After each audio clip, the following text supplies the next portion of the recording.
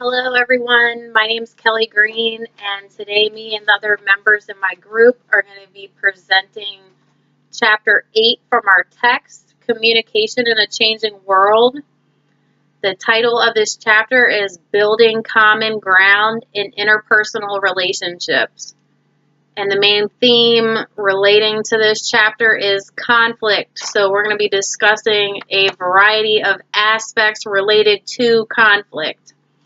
Conflict, as defined by our text, is a condition of disharmony and disagreement that exists when people who depend upon one another see their needs, beliefs, values, or goals as incompatible.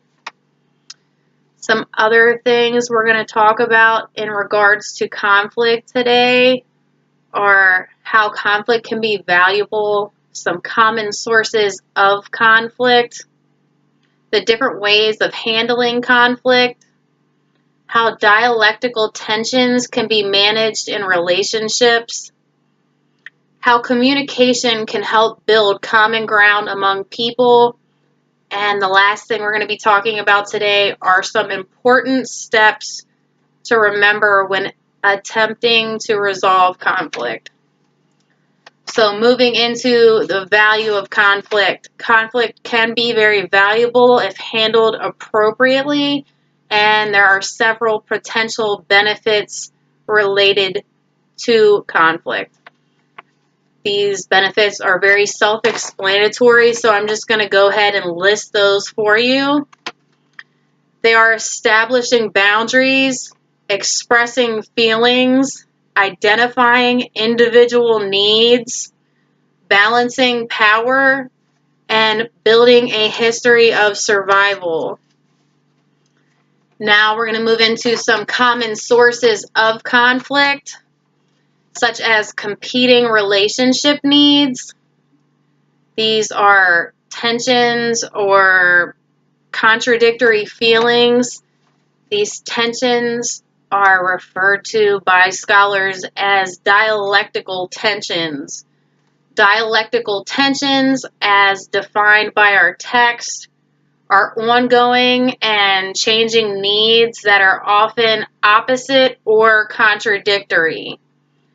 There are three common types of dialectical tensions that are listed in our text, and these are autonomy versus connection, stability versus change, and expression versus privacy. Autonomy versus connection is a type of conflict that occurs when the need for independence conflicts with the need to be included. Now, the need for stability and change is a type of conflict that occurs when the need for consistency conflicts with the need for variety or change. And the last type of dialectical tension that I mentioned was expression versus privacy. And this occurs when the need for others to be open, candid, or confiding conflicts with the need for others to be restrained, circumspect, and distant. Another common source of conflict are differences in belief and values. This occurs when people have different sources of knowledge, different perceptions of events, different values, or different means of handling conflict or beliefs of how they feel that conflict should be managed. Due to expectations about how conflict should be managed, people from different backgrounds and with different values have a higher and increased likelihood and complexity related to conflict. Some differences in language styles are also a contributing source to conflict. Some people favor high context interaction styles, where other people favor low context interaction styles. High context interaction styles are an interaction style when people expect implicit meanings to be figured out based off of a relationship between communicators or the situation itself. And low context interaction styles are communication that's usually more forward, explicit, or direct. And the last common source of conflict we're going to be discussing today is incompatible goals. These can be personal goals or goals on a grander scale, such as desires to occupy land or even obtain resources.